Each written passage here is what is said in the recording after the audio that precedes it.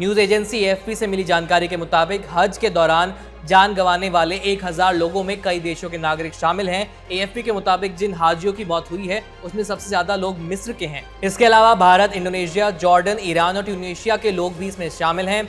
Saudi diplomats ने news agency AFP को बताया कि मरने वालों में मिस्र के यात्रियों की तादाद इसलिए ज्यादा है क्योंकि इनमें कई ऐसे लोग हैं जिन्होंने हज के लिए रजिस्ट्रेशन नहीं कराया था। एएफपी के मुताबिक मिस्र के कुल 658 हज यात्रियों की मौत हुई है। वहीं 12 से 19 जून तक चले इस हज में 70 भारतीयों की मौत हो चुकी है। हज कमेटी ऑफ इंडिया के मुताबिक इस साल सबसे ज्यादा 1,75,000 भारतीय हज यात्रा के लिए मक्का पहुंचे थे।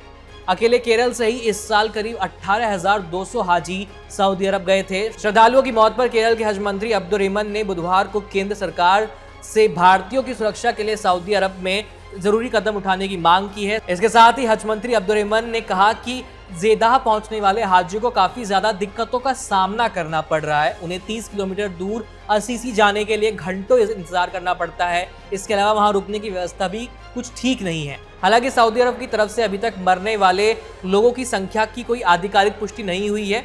मिडल ईस्ट में पड़ रही भीषण गर्मी के बीच मक्का में 17 जून को तापमान 51.8 डिग्री सेल्सियस दर्ज किया गया। वहीं 18 जून को पारे में थोड़ी सी राहत देखी गई। उस समय पारा नोट किया गया 47 डिग्री। बता दें कि हर साल हज जाने वाले हजारों यात्री ऐसे होते हैं जिनके पास इसके लिए वीजा नहीं होता। पैसों की कमी के चलते इस तरह से यात्री गलत तरीके से मक्का पहुंचते हैं। इस महीने की शुरुआत में सऊदी ने बिना रजिस्ट्रेशन वाले हजारों हज यात्रियों को रजिस्टर्ड हज यात्रियों से अलग कर दिया था।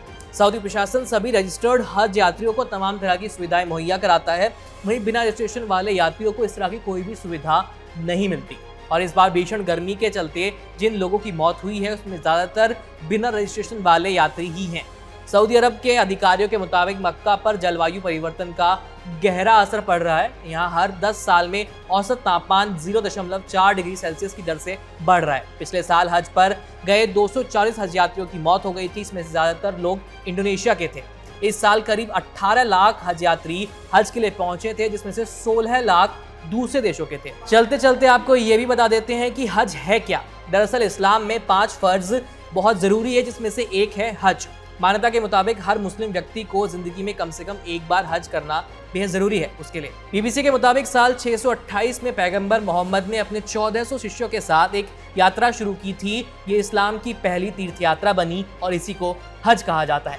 हर साल दुनिया भर में मुस्लिम सऊदी अरब के मक्का में हज के लिए पहुंचते हैं। हज में 5 दिन लगते हैं और ये ईद उल अजहा यानी बकरीद के साथ पूरी होती है। सऊदी अरब हर देश के हिसाब से हज का कोटा तैयार करता है। इसमें इंडोनेशिया का कोटा सबसे ज्यादा है क्योंकि वहां दुनिया की सबसे ज्यादा मुस्लिम आबादी रहती है। इसके बाद पाकिस्तान, भारत, बांग्लादेश, नाइजीरिया का नंबर आता है।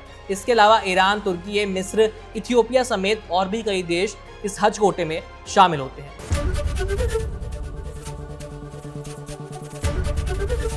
एबीपी गंगा, खबर आपकी, जुबान आपकी।